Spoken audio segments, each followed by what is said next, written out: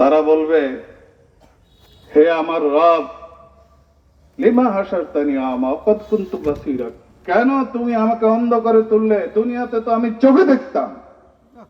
আল্লাহ উত্তর দেবে, ক্বালা কাযালিকা আতাতকা আয়াতুনা ফানাসিতাহা ওয়া কাযালিকা ইয়াওমা তুনসা। আমার আয়াত যখন তোমাকে পৃথিবীতে তোমার সামনে তেলাওয়াত করা হতো, কোরআনের কথা বলা হতো, তখন তোমরা অন্ধের মতো না দেখেও না দেখার ভান করতে, ভুলে যেতে। এই জন্য আজকে তোমাদেরকে আমি ভুলে গেছি। সেদিন কিয়ামতের মাঠে আল্লাহর রাসূল তার উম্মতদের এক শ্রেণী উম্মতদের বিরুদ্ধে মামলা দেবেন, যারা কোরআনকে ছেড়ে দিয়েছে, কোরআনের আইন প্রতিষ্ঠার জন্য সংগ্রামে অংশগ্রহণ করে নাই, কোরআনে আইন প্রতিষ্ঠার জন্য সংগঠনে অংশগ্রহণ করে নাই, আন্দোলন করে নাই, সংগ্রাম করে নাই। সে সমস্ত লোকদের সম্পর্কে কোরআন কি বলতেছে? وقال الرسول يا رب إن قوم اتخذوا هذا القرآن مهجورا।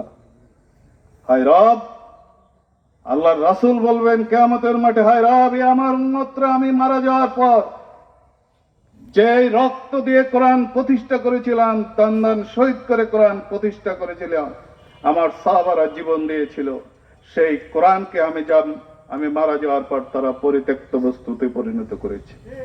তারা কোরআন ছেড়ে দিয়েছে, কোরআনের আইন ছেড়ে দিয়েছে। আজকে কি পৃথিবীতে বাংলাদেশে কোরআনের আইন আছে কি নেই বলেন তো দেখি? আছে? নাই। কোরআনের আইন কি বাংলাদেশে আছে? না। তাইলে কোরআন আছে কোথায় বলেন? সমাজে নাই, রাষ্ট্রে নাই, কোথাও নাই কোরআন। কোরআন শুধু আছে ইয়াতিমের মতো জড়সড় অবস্থায় মসজিদের তাকে ময়লা আবর্জনা পড়া অবস্থায় আছে কোরআনগুলো। কি আমার কথা ঠিক কিনা বলে?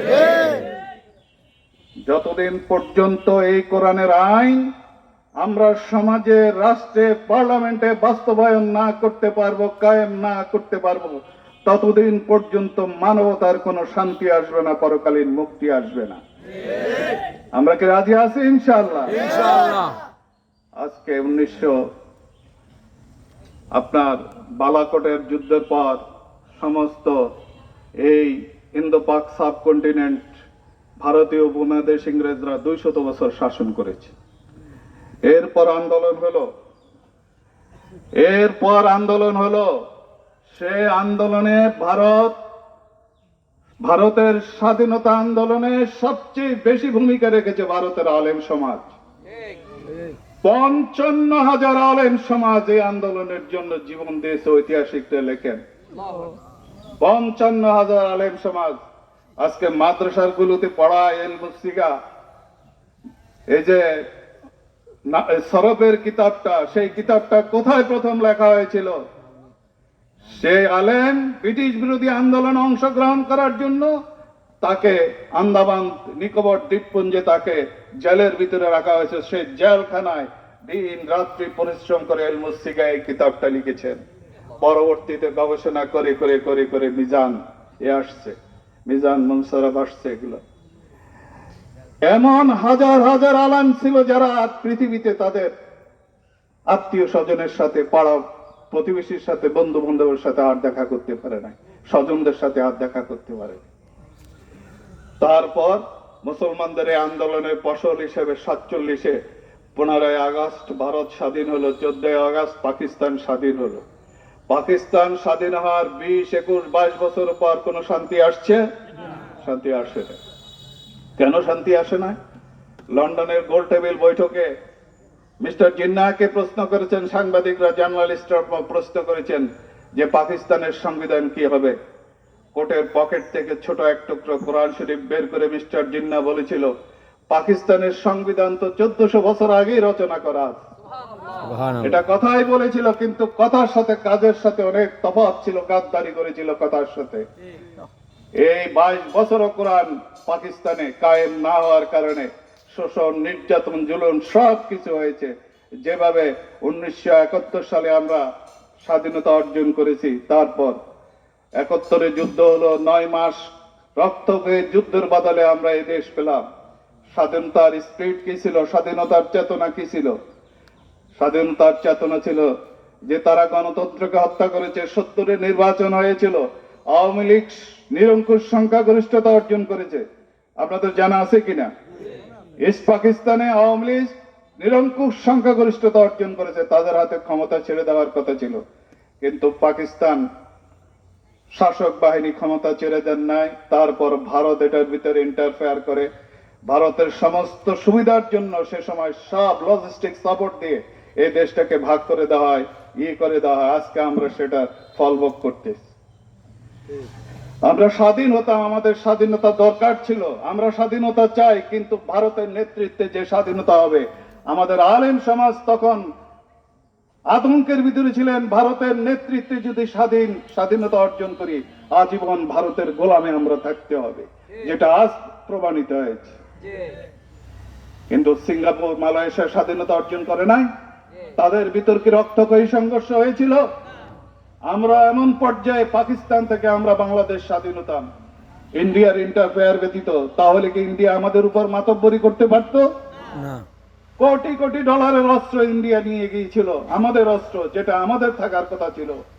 যেদিন আত্মসমর্পণ হয়, রেসকোর্স ময়দানে আত্মসমর্পণ হয় পাকিস্তানের নিয়াজি আর ইন্ডিয়ার কর্নেল অরোরা, সেখানে কি আমাদের মুক্তিযুদ্ধের সর্বাধিনায়ক সেখানে কি উপস্থিত ছিলেন সেদিন?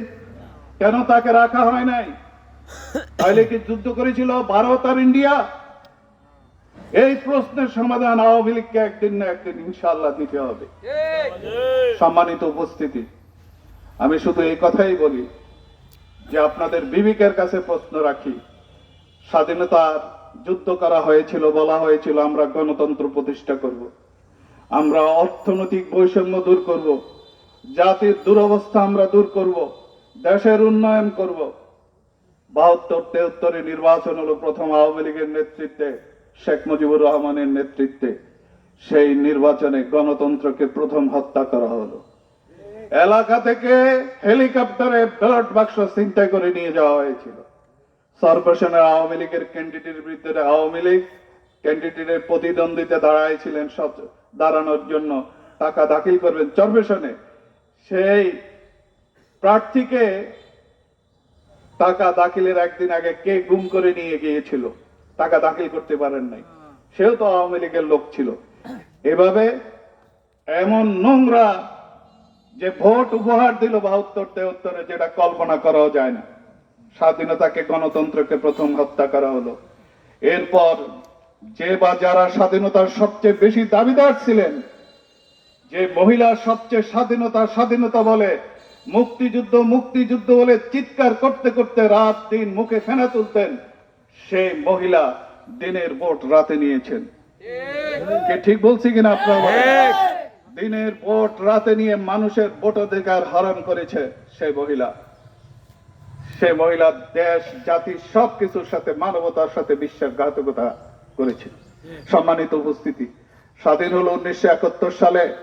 এই পর্যন্ত 52-53 বছর বাংলাদেশে কি কোনো অনেক সরকার আসছে, সরকার পরিবর্তন হয়েছে, বিবর্তন হয়েছে, কোনো শান্তি দিতে পারছে বাংলাদেশে? জি না।